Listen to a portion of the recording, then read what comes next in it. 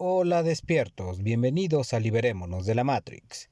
El Arca de la Alianza es probablemente el objeto sagrado más misterioso de la tradición judía y cristiana, junto con el Santo Grial. Según cuenta el Antiguo Testamento, su diseño fue dictado por Yahvé a Moisés para almacenar las tablas de la ley. Sin embargo, su rastro histórico se pierde hace 2600 años en Jerusalén. Desde entonces, las teorías que han intentado explicar su posible paradero se han acumulado, hasta el punto que los nazis llegaron a perseguir sus supuestos poderes paranormales, que garantizaban la victoria en la batalla a quien lo portase. El arca, según la leyenda, medía 11 centímetros por 67 y 67, y estaba hecho con madera de acacia y estaba revestida de oro. A pesar de que, según las fuentes escritas, la principal función de esta enigmática arca fue servir como instrumento de comunicación entre Yahvé y Moisés, en el Antiguo Testamento podemos leer pasajes en los que se revelan los terribles poderes que poseía este artefacto. Con la lectura de la Biblia observamos que las primeras víctimas del arca fueron Nadab y Abiú, hijos de Aarón, sumo sacerdote y hermano de Moisés, que cometieron la imprudencia de ofrecer un sacrificio irregular en el interior del tabernáculo, una tienda que se hizo no para proteger a la reliquia de los humanos, sino para todo lo contrario. En el Levítico 10, 1-2 podemos leer: Los hijos de Aarón, Nadab y Abiú, tomaron cada uno un incenciario, y pusieron fuego en ellos, y echando incienso, presentaron ante Yahvé un fuego extraño, cosa que no les había sido ordenada. Entonces salió de ante Yahvé un fuego que los abrasó, y murieron ante él. Al ser conscientes de su poder, los judíos utilizaron el arca como una terrible arma de guerra durante todos los años que se vieron obligados a peregrinar por el desierto. Su sola presencia parecía ser suficiente para asegurarles la victoria. Este poderoso artefacto, tal y como nos informa el libro de los Números, solo respondía a los deseos de Moisés. Así que en una ocasión los hebreos se lanzaron a la guerra sin contar con el apoyo de su líder, por lo que sufrieron una espantosa derrota a manos de los amalecitas. Justo antes de su muerte, Moisés tuvo que instruir a su sucesor Josué en los misterios del arca, y lo hizo muy bien, porque el nuevo guía del pueblo de Israel la utilizó con magníficos resultados ante la resistencia que le ofreció la primera gran ciudad que se encontraron en Canaán, Jericó. Josué, el nuevo guía del pueblo de Israel, utilizó el arca con magníficos resultados ante la resistencia. Para evitar bajas entre sus propias filas, Josué envió a sus oficiales para advertir a los suyos que cuando viesen pasar el arca, acompañada por los levitas, debían abandonar sus obligaciones y seguirla, pero guardando una distancia de seguridad de 2000 codos para no resultar heridos. Una vez avisados, Josué les dijo a los sacerdotes que cogiesen la reliquia y se pusiesen delante de todos para que pudiesen apreciar su poder, y el milagro volvió a repetirse. Cuando estaban preparados para cruzar el río Jordán, las aguas se pararon y amontonaron a mucha distancia, mientras que las que bajaban siguieron tranquilamente su curso, permitiendo la existencia de un pasillo que aprovecharon los israelitas para cruzar el río sin tan siquiera mojarse los tobillos. Así lo hicieron y pronto se plantaron frente a Jericó, que se dispuso a resistir preparándose en la seguridad que le proporcionaban sus enormes murallas, sin conocer la nueva sorpresa que les deparaba el destino. Por todos es conocida la historia de este gran acontecimiento, uno de los más recordados del mundo antiguo. Según podemos leer en la Biblia, un pequeño grupo de sacerdotes desfiló alrededor de las murallas de la ciudad mientras tocaban unas trompetas. Así lo hicieron durante 6 días, ante el asombro de los habitantes de una ciudad que miraban asombrados la extravagante actitud de los recién llegados israelitas. Pero la jornada siguiente fue bien distinta. Al día siguiente se levantó Josué bien de mañana y los sacerdotes llevaron el arca de Yahvé. Los 7 sacerdotes que portaban las 7 trompetas resonantes delante del arca de Yahvé se pusieron en marcha tocando las trompetas.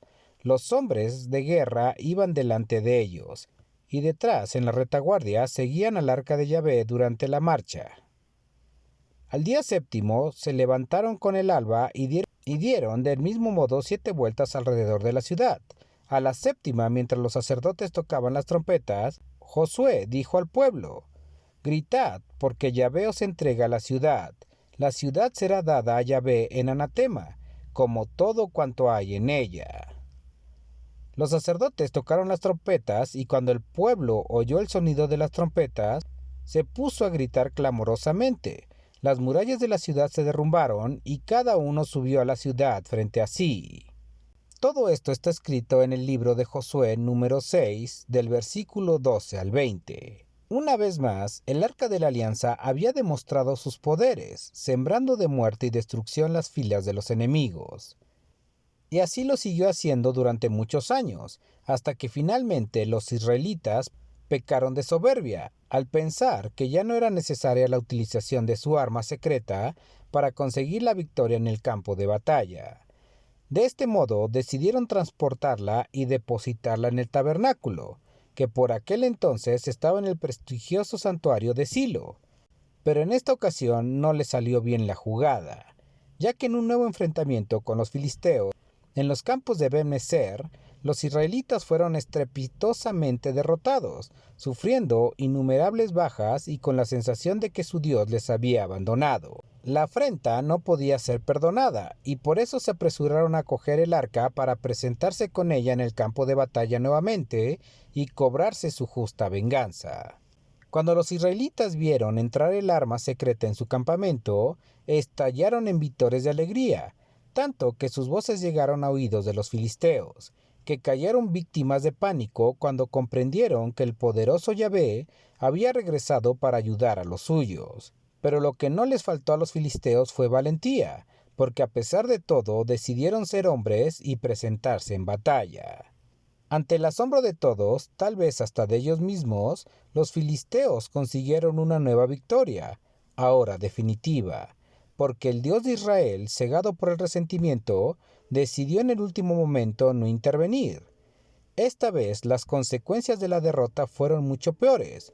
No solo perdieron la vida más de 30,000 de sus guerreros, sino que además la reliquia fue capturada, cayendo en manos de sus odiados enemigos.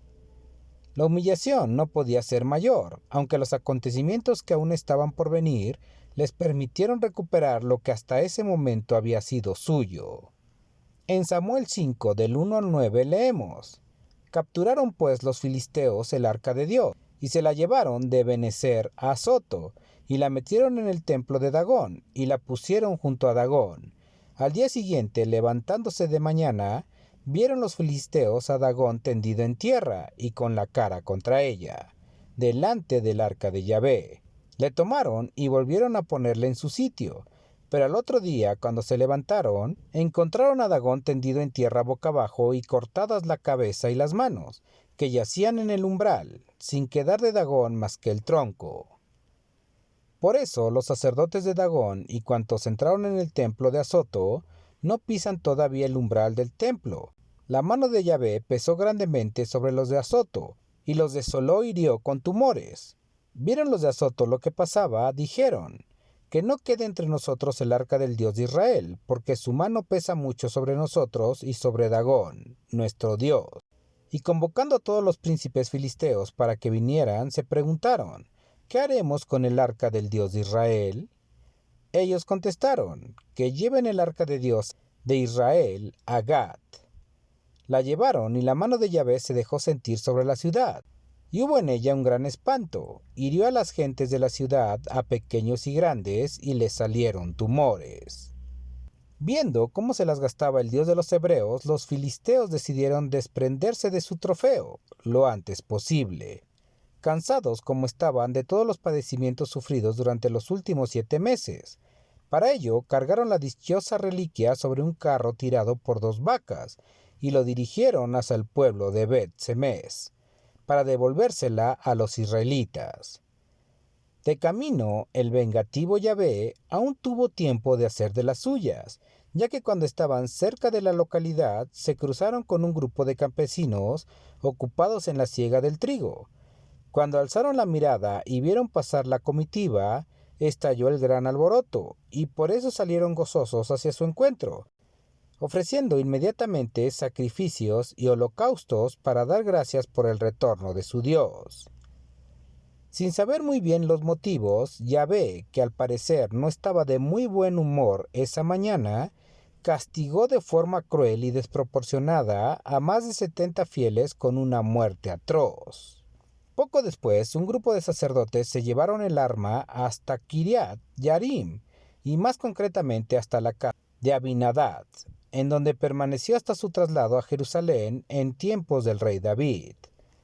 De camino hacia la nueva capital judía, cerca del año 1000 a.C., se volvieron a producir desgracias, como la ocurrida con el sacerdote Usa, cuando apoyó inconscientemente la mano sobre la misma, con tan mala suerte que el arca volvió a actuar con toda su crudeza hasta fulminar prácticamente en el acto al desdichado sacerdote.